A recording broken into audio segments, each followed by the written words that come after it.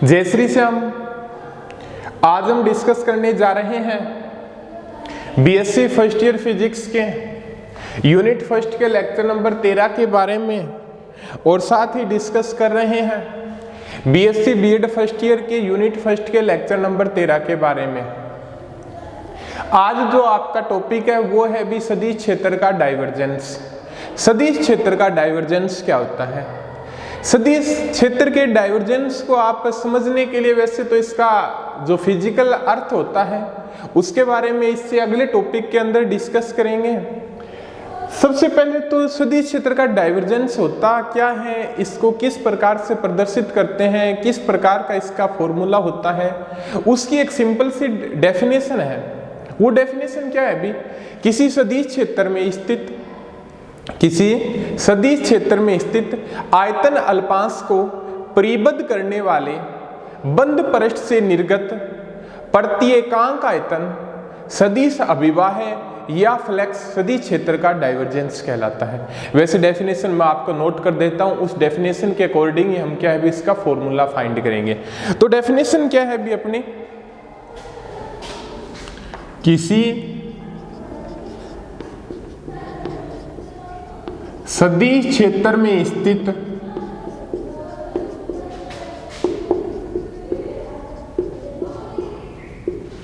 आयतन अल्पांश को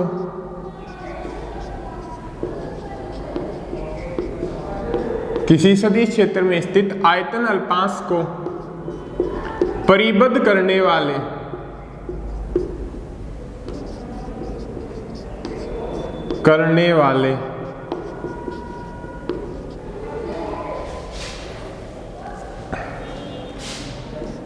बंद पृष्ठ से निर्गत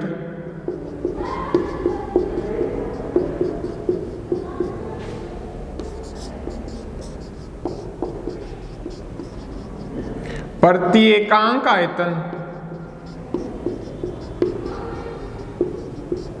सदिश अभिवाह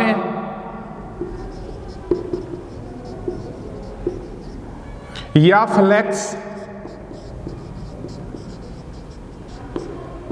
सदिश क्षेत्र का डाइवर्जेंस कहलाता है।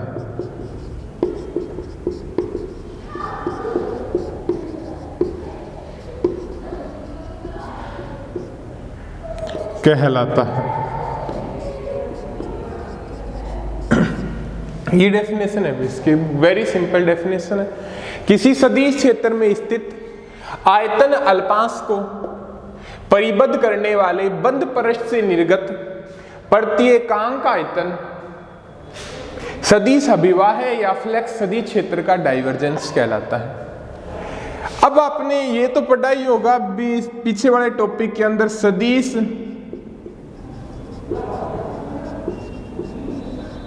अभिवाह या फ्लैक्स किसे कहते हैं। वैसे फ्लैक्स की डेफिनेशन क्या होती है? वेरी सिंपल होती है, बेकांक क्षेत्रफल से गुजरने वाले बल रेखाओं की संख्या क्या कहलाती है? भी फ्लैक्स कहलाती है। बेकांक क्षेत्रफल से लंबवत गुजरने वाली बल रेखाओं की संख्या क्या कहलाती है? भी फ्लैक्स कहलाती है। इसके बारे में तो आपने क्या है भी अच्छे तरीके से क्या भी पीछे वाले लेक्चर के अंदर डिस्कस किया ही था। तो यहां पे इसको किस प्रकार से फाइंड करेंगे? माना किसी सदिश क्षेत्र में, कोई सदिश क्षेत्र मान लो ए सदिश में, ठीक है। माना किसी सदिश क्षेत्र में, सदिश क्षेत्र मान लो आपका क्या है भी ए सदिश है, ठीक है, क्लियर है आपका। और जो आपका क्या है सदिश क्षेत्र क्या है भी एक्स वाई जेड निर्देशांकों पर निर्भर कर रहा है। दोबारा देखिएगा, माना किसी सदिश क्षेत्र में स्थित आयतन अल्पांश, कोई आयतन अल्पांश आपका मान लो क्या है भी आयतन अल्पांश मान लो आपका क्या है भी डीवी है। आयतन अल्पांश को परिबद्ध करने वाले बंद पृष्ठ से, आयतन अल्पांश को परिबद्ध करने वाले बंद पृष्ठ से, परिबद्ध मतलब इसको बाउंड करने वाले या उसको बंद करने वाले, तो बंद करने वाला बंद पृष्ठ क्या मानना है अभी यहां पे?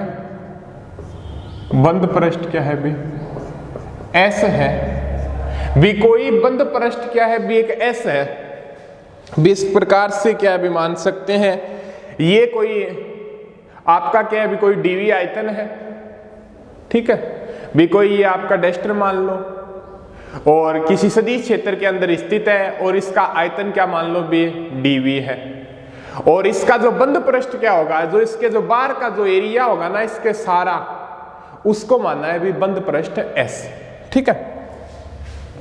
तो इसका बंद पृष्ठ क्या है भी एस है, आयतन अल्पांश डीवी, बंद पृष्ठ एस से निर्गत प्रत्येकांक आयतन सदिश अभिवाह है, प्रत्येकांक आयतन सदिश अभिवाह है या फ्लेक्स, भी बंद पृष्ठ से निर्गत प्रत्येकांक आयतन, प्रत्येकांक आयतन को निकाल दो, बंद पृष्ठ से निर्गत प्रत्येकांक आयतन सदिश अभिवाह है या फ्लेक्स क्या हो जाएगा।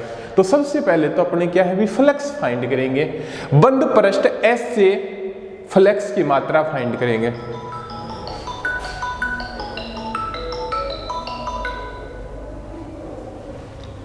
जो बंद पृष्ठ एस से जो फ्लेक्स की मात्रा को फाइंड करेंगे वो अपने क्या है भी किस प्रकार से करेंगे उसके बारे में अभी हम डिस्कस करते हैं, ठीक है। अब बंद पृष्ठ की बात हो रही है आपकी,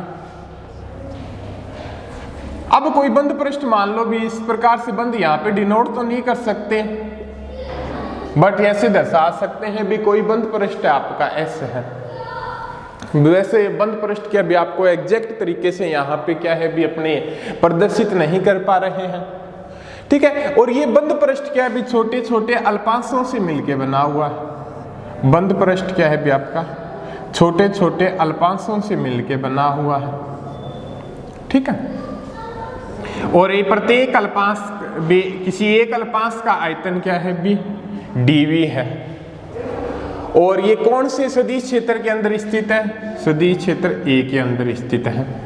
तो यहां से किसी बंद पृष्ठ से गुजरने वाले फ्लेक्स की मात्रा क्या हो जाएगी आपकी, ए सदिश डी ए, ठीक है। मतलब कोई बंद पृष्ठ क्या है भी आपका एस है, ठीक है। ये जो एस पृष्ठ है वो छोटे छोटे अल्पांशों से मिलके बना हुआ है, छोटे छोटे क्या है भी वो अल्पांशों से क्या है भी मिलकर बना हुआ है। किसी एक अल्पांश का आयतन मान लो क्या है भी डीवी है, तो इस किसी एक अल्पांश का कोई बंद पृष्ठ स्थित है, ठीक है, वो क्या है भी आपका छोटे छोटे अल्पांशों से मिलके बना हुआ है।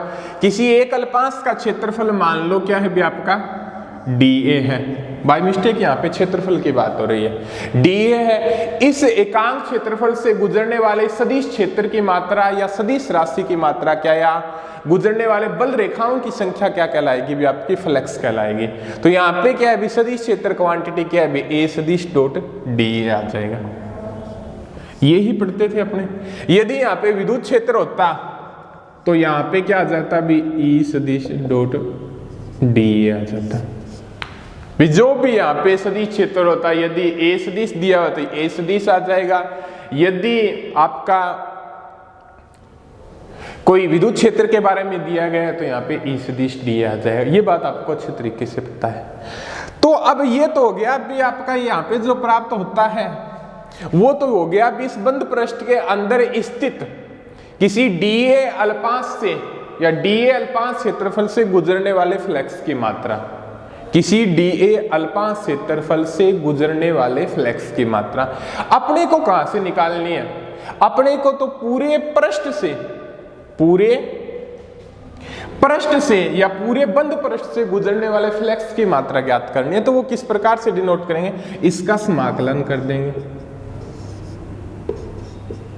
ए सदिश डी ए, और ये जो आपका क्या है भी बंद पृष्ठ को निर्गत करता है। तो ये जो होगा किसी बंद पृष्ठ एस से निर्गत फ्लेक्स, बंद पृष्ठ एस से निर्गत फ्लेक्स हो जाएगा। तो अपने क्या लिख सकते हैं, किसी बंद पृष्ठ एस से निर्गत फ्लेक्स का कोई बंद पृष्ठ क्या भी किसी सदिश क्षेत्र ए सदिश में स्थित है तो वहां से जो टोटल फ्लक्स का मान होगा, बंद पृष्ठ है या तो यहाँ पे इसको क्लोज रूप में दर्शाएंगे, ठीक है, ए सदिश डी ए, ये हो गया आपका।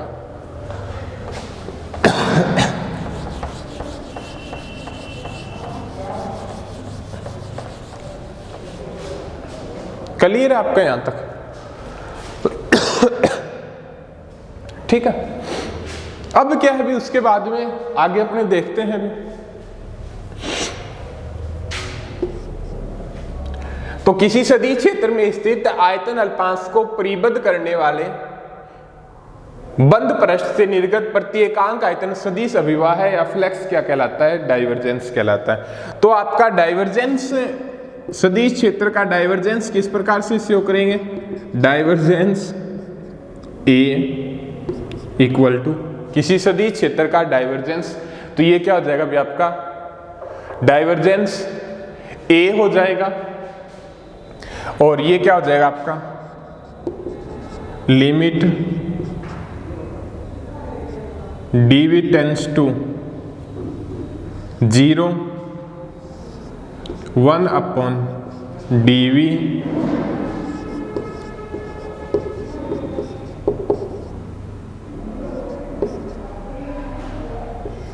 ये आ जाएगा, ये फॉर्मूला हो जाएगा आपका सदिश क्षेत्र का डाइवर्जेंस।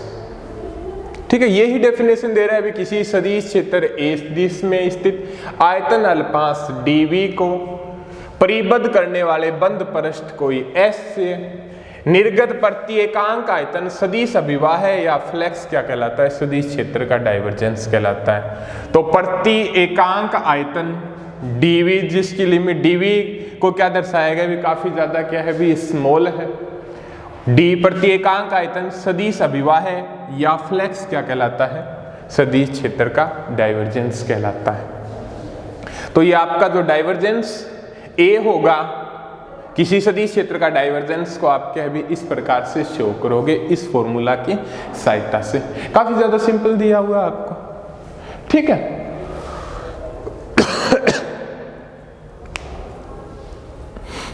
और यहां पे जो आपका ये शो करता है, ये क्या है भी बंद पृष्ठ S के समाकलन को प्रदर्शित करता है।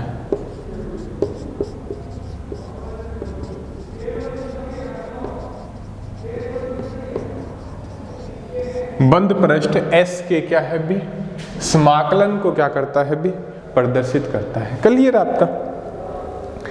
अब क्या है भी ये तो हो गया भी आपका सदिश क्षेत्र का डाइवर्जेंस। अब डिस्कस करेंगे भी सदिश क्षेत्र के डाइवर्जेंस का भौतिक अर्थ क्या होता है। अभी डिस्कस करते हैं सदिश क्षेत्र के डाइवर्जेंस का भौतिक अर्थ।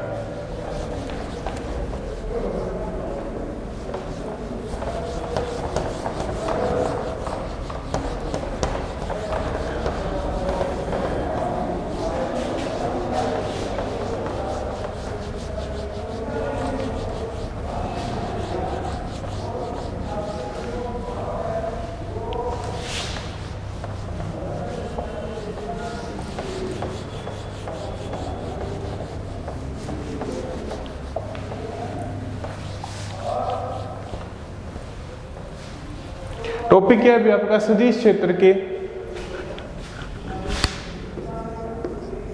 डाइवर्जेंस का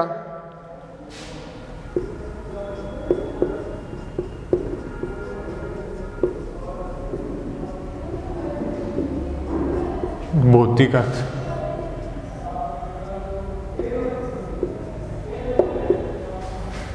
सदिश क्षेत्र के डाइवर्जेंस का भौतिक अर्थ। सदिश क्षेत्र के डाइवर्जेंस का भौतिक अर्थ को समझने के लिए अपने क्या भी किसी असंपीड्य द्रव के प्रवाह के बारे में डिस्कस करते हैं। असंपीड्य द्रव के प्रवाह के बारे में, असंपीड्य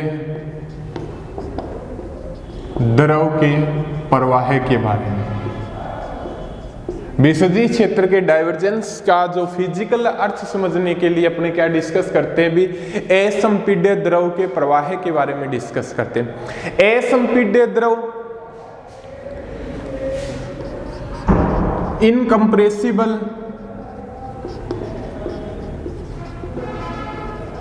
लिक्विड, इनकंप्रेसिबल लिक्विड। और असंपीड्य द्रव क्या होता है भी, जिसकी डेंसिटी क्या रहती है भी, डेंसिटी क्या रहती है भी, कांस्टेंट रहती है। वे असंपीड्य द्रव के बारे में क्या कहा जाता है, वे इनकी जो डेंसिटी होती है वो क्या रहती है भी, कांस्टेंट रहती है। इनकी डेंसिटी के अंदर किसी भी प्रकार का क्या है भी, चेंज नहीं होता है। क्लियर आपका? तो क्या है भी, सदिश क्षेत्र के डाइवर्जेंस को समझने के लिए क्या है भी, एक अपने क्या है भी असंपीड्य द्रव के प्रवाह के बारे में डिस्कस करते हैं। तो ये क्या है भी, कोई असंपीड्य द्रव का क्या है भी, कोई प्रवाह हो रहा है, ठीक है। और इस प्रवाह के ऊपर कोई बिंदु क्या है भी, यहाँ पे कोई बिंदु P लेते हैं और यहाँ पे जो द्रव का वेग है वो क्या है भी, आपका v सदिश है, ठीक है। भी कोई असंपीड्य द्रव है, उसका क्या है भी, प्रवाह हो रहा है और उस प्रवाह के अंदर कोई बिंदु क्या लेते हैं भी, P लेते हैं और P पर जो क्या है भी वेग है, इस बिंदु P पर जो द्रव का वेग है, जो लिक्विड का वेग है वो क्या है भी, v सदिश है। और इस P पे क्या है भी, कोई अल्पांश मान लेते हैं, इस P बिंदु पे कोई क्या है भी, अल्पांश मान लेते हैं। तो डेफिनेशन के अकॉर्डिंग यहाँ पे क्या कह सकते हैं, सदिश क्षेत्र के डाइवर्जेंस के अकॉर्डिंग कि भी किसी बिंदु P पर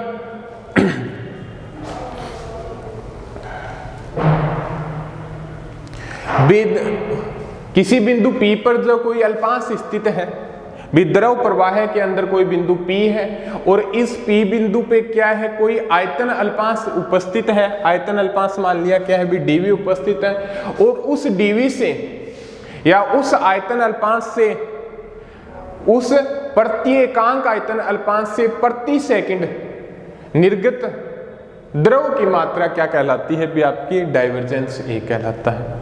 डाइवर्जेंस A कहलाता है। सॉरी, डाइवर्जेंस यहाँ पे वेक्टर सदिश v दिया गया है तो डाइवर्जेंस v।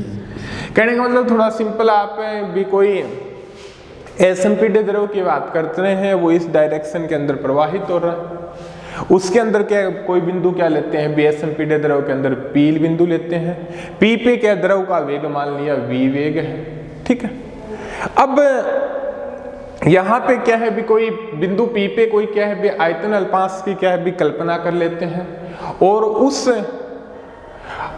आयतन अल्पांश की कल्पना कर लेते हैं और प्रत्येकांक आयतन फ्लेक्स क्या कहलाता है, डाइवर्जेंस A कहलाता है जी, या जो सदिश क्षेत्र दिया गया उसका डाइवर्जेंस कहलाता है। ये तो डेफिनेशन पढ़ी थी, प्रत्येकांक आयतन सदिश अभिवाह है या फ्लेक्स किसी सदिश क्षेत्र का डाइवर्जेंस कहलाता है। तो यहाँ पे कोई सदिश क्षेत्र V है तो इस प्रत्येकांक आयतन गुजरने वाले द्रव की मात्रा क्या कहलाएगी, डाइवर्जेंस V कहलाएगा। तो यहाँ पे डाइवर्जेंस V आ जाएगा, ठीक है। वैसे सिंपल है भी, अपने थोड़ा सा नॉर्मली समझने की बात की है, कोई ज्यादा कंसेप्ट वाली बात नहीं है, तो इसको डाइवर्जेंस V से डिनोट कर देंगे, ठीक है। फॉर्मूला आपको पता ही है, डाइवर्जेंस V का फॉर्मूला आप क्या भी लगा भी सकते हो, ठीक है। अब ये बताता है भी किसी सदिश क्षेत्र के जो डाइवर्जेंस का मान है, किसी सदिश क्षेत्र के जो डाइवर्जेंस का मान है वो धनात्मक भी हो सकता है, ऋणात्मक भी हो सकता है और शून्य भी हो सकता है। सदिश क्षेत्र के जो डाइवर्जेंस का मान है वो क्या है भी, आपका धनात्मक भी हो सकता है, ऋणात्मक भी हो सकता है और शून्य भी हो सकता है। विसदिश क्षेत्र के जो डाइवर्जेंस का मान है वो क्या हो सकता है भी, आपका पॉजिटिव भी हो सकता है, नेगेटिव भी हो सकता है और वो आपका क्या है भी, शून्य भी हो सकता है। सदिश क्षेत्र का डाइवर्जेंस इन तीनों में से क्या है भी, कौन सा भी हो सकता है। यदि फर्स्ट कंडीशन बात करें भाई डाइवर्जेंस, सदिश क्षेत्र का डाइवर्जेंस क्या होगा, यदि धनात्मक हो तो अपने पास किस प्रकार का बिहेवियर होगा उसके बारे में डिस्कस करते हैं। यदि सदिश क्षेत्र के डाइवर्जेंस का मान धनात्मक है, यदि सदिश क्षेत्र के डाइवर्जेंस का मान, सदिश क्षेत्र के डाइवर्जेंस का मान यदि क्या है हमारे पास धनात्मक प्राप्त होता है, तो उस कंडीशन के अंदर आपके पास किस प्रकार के रिजल्टेंट सामने आएंगे। यदि सदिश क्षेत्र के डाइवर्जेंस का मान धनात्मक को समझने के लिए अपने क्या थोड़ा सा डिस्कस करते हैं बे, एक मिनट,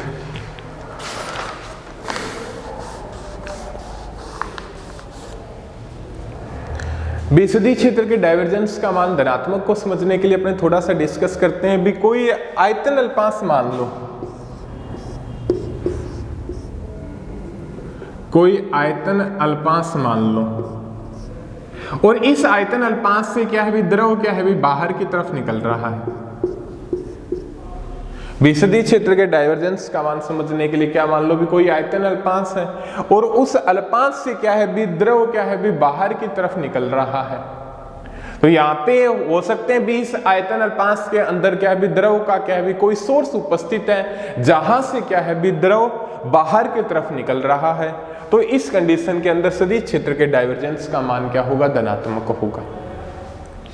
देखिएगा थोड़ा सा एक बार सदिश क्षेत्र के डाइवर्जेंस का मान धनात्मक समझने के लिए क्या है कोई आयतन अल्पांश की कल्पना करते हैं, ठीक है। और इस आयतन अल्पांश से यदि अपने मानने क्या है द्रव मान्य बाहर की तरफ निकल रहा है, इस आयतन अल्पांश से क्या है द्रव बाहर की तरफ निकल रहा है, तो ये बोल सकते हैं भी इस आयतन अल्पांश के अंदर कोई सोर्स उपस्थित है जहां से क्या है द्रव बाहर निकल रहा है। तो इस कंडीशन के अंदर सदिश क्षेत्र के डाइवर्जेंस का मान क्या होगा, धनात्मक होगा।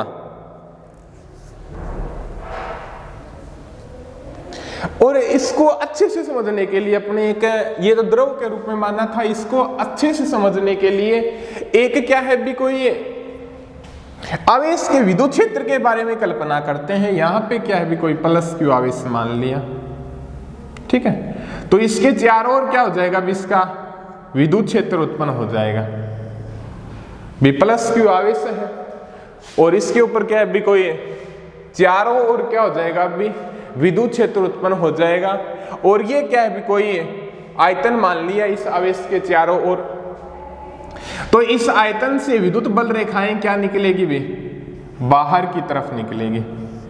इस आयतन से जो विद्युत बल रेखाएं क्या होगी भी बाहर की तरफ निकलेगी, क्योंकि विद्युत बल रेखाओं की डायरेक्शन हमेशा क्या होती है भी पॉजिटिव से लेकर नेगेटिव की तरफ होती है। विद्युत बल रेखाओं की डायरेक्शन हमेशा क्या होती है भी पॉजिटिव से लेकर नेगेटिव की तरफ होती है। तो यहां से पॉजिटिव से इधर की तरफ, पॉजिटिव से इधर की तरफ होके, तो यहां पे जो डाइवर्जेंस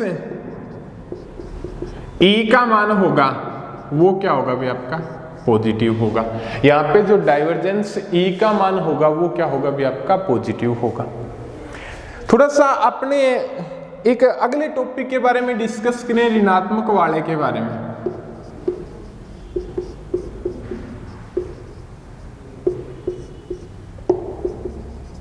ऋणात्मक के बारे में क्या कथन है, सदिश क्षेत्र के डाइवर्जेंस का मान क्या हो सकता है भी ऋणात्मक भी हो सकता है।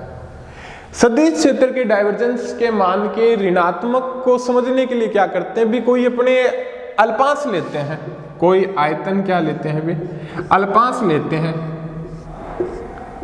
और इसके अंदर क्या है भी द्रव क्या हो रहा है भी समा रहा है। इस आयतन के अंदर क्या है भी द्रव क्या हो रहा है भी समा रहा है। तो यहाँ पे द्रव का क्या है भी सिंक उपस्थित है, मीन्स क्या है भी इस आयतन के अंदर द्रव क्या हो रहा है भी एकत्रित हो रहा है। धनात्मक वाली कंडीशन के अंदर तो क्या है भी उस आयतन अल्पांश से द्रव बाहर की तरफ निकल रहा था। इस कंडीशन के अंदर क्या है भी इस आयतन अल्पांश के अंदर क्या है भी द्रव क्या हो रहा है भी आपका एकत्रित हो रहा है या इकट्ठा हो रहा है। तो इस कंडीशन के अंदर डाइवर्जेंस का मान क्या होगा, ऋणात्मक होगा। इस डाइवर्जेंस के मान को ऋणात्मकता को समझने के लिए इस डाइवर्जेंस के मान की ऋणात्मकता को समझने के लिए अपने क्या भी कोई आवेश नेगेटिव की स्थिति है तो यहां से जो इसकी बल रेखाएं होगी, विद्युत बल रेखाओं की डायरेक्शन होगी वो क्या होगी भी इस आवेश की ओर होगी। ये तो आपने +2 में पढ़ा ही है। यहां पे जो बल रेखा की डायरेक्शन होगी इस आवेश की ओर होगी और ये कोई आयतन अल्पांश मान लो। तो क्या है इस अल्पांश के अंदर बल रेखाएं क्या हो रही भी इकट्ठी हो रही है। बल रेखाएं क्या अभी उस आवेश की ओर क्या हो रही है भी आ रही है। ठीक है, इसके अंदर तो इससे बाहर निकल रही है, इसके अंदर क्या है भी आ रही है। तो यहां पे जो डाइवर्जेंस का मान होगा, डाइवर्जेंस का मान होगा वो क्या होगा भी नेगेटिव होगा। भी किसी आयतन अल्पांश के अंदर क्या है भी कोई निर्गत हो रहा है या जो बाहर निकल रहा है या द्रव बाहर निकल रहा हो या विद्युत बल रेखाएं बाहर निकल रही हो तो वहां पे तो डाइवर्जेंस ई का मान पॉजिटिव होगा। और जहां पर सदिश क्षेत्र के डाइवर्जेंस का मान ऋणात्मक किस कंडीशन के अंदर होगा, जहां पे क्या है या तो कोई आयतन अल्पांश है उसके अंदर क्या है द्रव समाहित हो रहा हो या उस आयतन के अंदर द्रव क्या हो समा रहा हो। या विद्युत क्षेत्र के बारे में बात करें तो क्या भी वहां पे उस आवेश के चारों ओर क्या भी कोई विद्युत क्षेत्र कोई आयतन अल्पांश मान लो वहां पे क्या विद्युत बल रेखाएं क्या हो रही भी इकट्ठी हो रही हो तो वहां पे जो सदिश क्षेत्र के डाइवर्जेंस का मान क्या होगा भी ऋणात्मक होगा। ठीक है, अब ये बात करते हैं सदिश क्षेत्र के डाइवर्जेंस का मान शून्य भी हो सकता है। सदिश क्षेत्र के डाइवर्जेंस का मान क्या हो सकता है भी शून्य भी हो सकता है। सदिश क्षेत्र के डाइवर्जेंस का मान शून्य किस कंडीशन के अंदर होगा? सदिश क्षेत्र के डाइवर्जेंस का मान क्या है भी शून्य किस कंडीशन के अंदर होगा? सदिश क्षेत्र के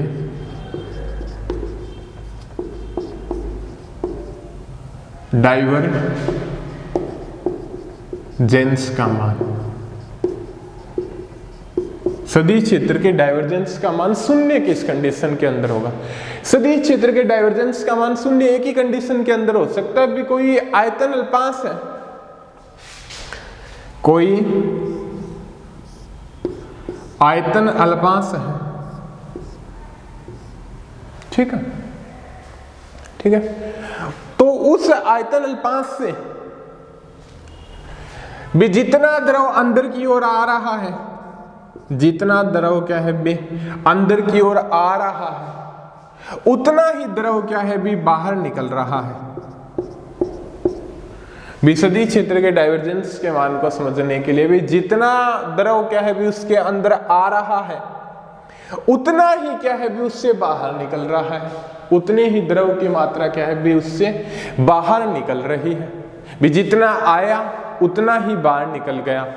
ठीक है, तो यहां पे वेग मान लो v है तो इस कंडीशन के अंदर डाइवर्जेंस v का मान होगा वो शून्य होगा। इस कंडीशन के अंदर क्या है भी डाइवर्जेंस v का मान होगा वो क्या होगा भी शून्य होगा।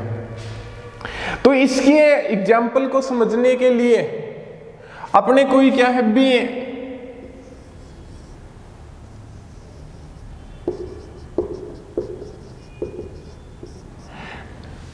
चुंबकीय क्षेत्र की बात करते हैं। ठीक है, तो यहां से बल रेखाएं क्या है भी बाहर निकल रही है। ठीक है, यहां से क्या है भी बाहर निकल रही है। वैसे आपको एक बात अच्छे तरीके से पता है भी चुंबकीय बल रेखाएं क्या है भी हमेशा क्या बनाती है भी क्लोज लूप बनाती है। चुंबकीय बल रेखाएं क्या है भी हमेशा क्या है भी क्लोज लूप बनाती है। बी कहने का मतलब जितनी इस पृष्ठ से बाहर निकलेगी उतनी ही इस पृष्ठ के अंदर क्या है भी प्रवेश करेगी। जितनी इस पृष्ठ से बाहर निकलेगी उतनी ही क्या है भी इस पृष्ठ के अंदर प्रवेश करेगी। तो यहाँ पे जो डाइवर्जेंस बी का मान होगा वो क्या होगा भी शून्य होगा। इसको इस सदिश बी को परिनालिकीय सदिश भी बोलते हैं। जहां पे क्या है भी सदिश क्षेत्र के डाइवर्जेंस का मान शून्य होता है उस सदिश को प्रणाली के सदिश बोलते हैं। इसका एग्जाम्पल हो गया भी आपका चुंबकीय क्षेत्र। भी चुंबकीय बल रेखाएं हमेशा क्या है भी क्लोज लूप बनाती है, जितनी इस क्षेत्र से बाहर निकलेगी उतनी ही क्या है भी इसके अंदर प्रवेश करेगी। तो यहाँ पे जो डाइवर्जेंस बी का मान होगा वो क्या होगा भी शून्य होगा। इस जहां पे सदिश क्षेत्र का मान क्या होता है भी शून्य होता है, उसी प्रणाली के